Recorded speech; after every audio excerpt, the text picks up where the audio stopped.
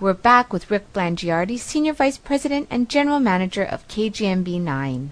Could you tell us how you went through your career? Because you said you started here at KGMB as an account sales executive, and then you worked your way up, and then you're at KHN now, which is the general manager. I mean, where did you take that step to actually running these huge deals, and then you got this huge promotion to the mainland?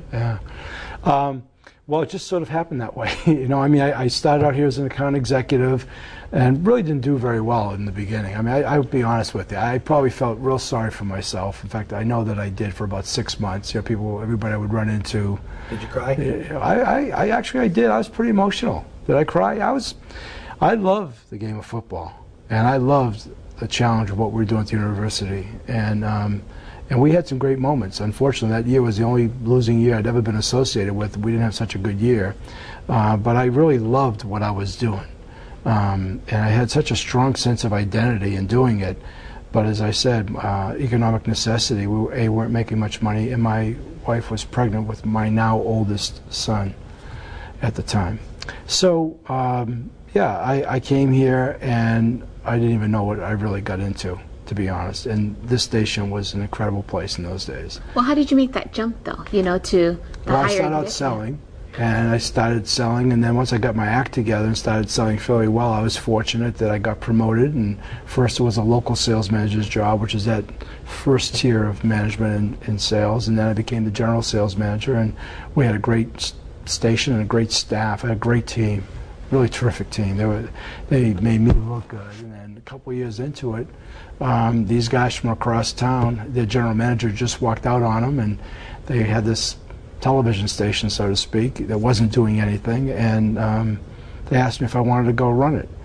And after 7 years inside of KGMB and kind of working my way through, I recognized that next step would probably be out of this building. So I said yes, I did. I didn't have to leave Hawaii. Didn't really have any great vision initially, but we quickly started to think, okay, what are we going to do? And a lot of things happened that were really exciting. Can you reflect and think about what made the difference of why things started happening all of a sudden? What change did you make when you said that things started happening for the better and you got to be a better account executive? Well, I think the change really happened inside. You know, it's I just decided that when my son was born in September, and coincidental with the start of the football season, and I remember when he was still in the hospital listening on a little transistor radio. It was a Kapiolani, and it was the night of the first game, and I wasn't there. I think the realization that the world was going to go on, you know, life goes on without you. And not that my ego was all that inflated. I had just always been part of a football team, either a player or a coach for all those years since my early adolescence. That the world was going to go on without me. I had this newborn son. It was a different reality, and I just, in a very private moment, you know, just turned my attention to getting very serious about doing this and doing this well. Was it just an attitude change then, or was it a skill change? Well, that's a good question, attitude, skill. I think it starts with, I don't even know if it's an attitude as much as a perspective. I mean, I had a pretty good attitude about things. I just, the reality hit me, you know. Hey, the football season is going to go on. These teams are going to play. The fans are going to go. It was a great run.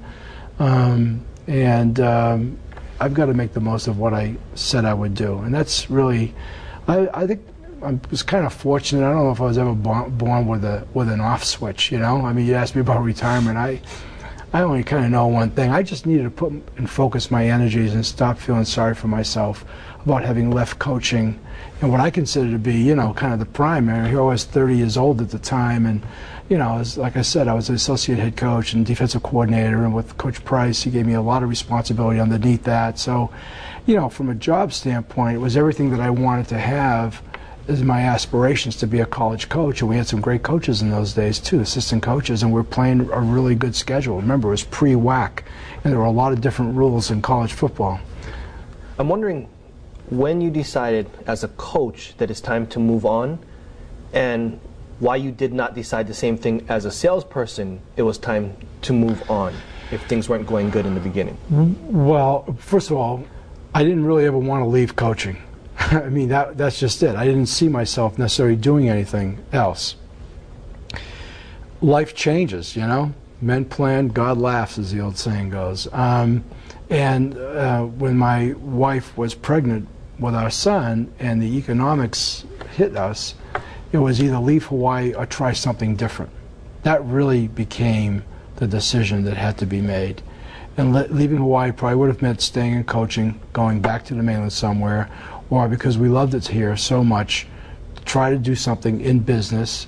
It'd have to be in sales, as I said, because I felt that's the only thing I felt qualified to do at that time. That's what happened. It was about really staying in Hawaii. So leaving coaching was about staying in Hawaii and trying to work in something that might provide more financial income. Beyond that, I didn't know. Leaving sales, I never really left sales. I just kept getting promoted. I think today, to this day, one of the things I love most is going to our weekly sales meetings. I don't know about our salespeople, if they'll tell you that. I like it. It's a lot of fun, and I really, they may not say that it's a lot of fun either. But we, you know, that's what drives this business. I mean, it starts with a top-line model. You know, you've got to bring the revenue in, and that was, quite frankly, one of the things that had gone wrong. Thanks for tuning in. Stay tuned for more on Greater Good Radio.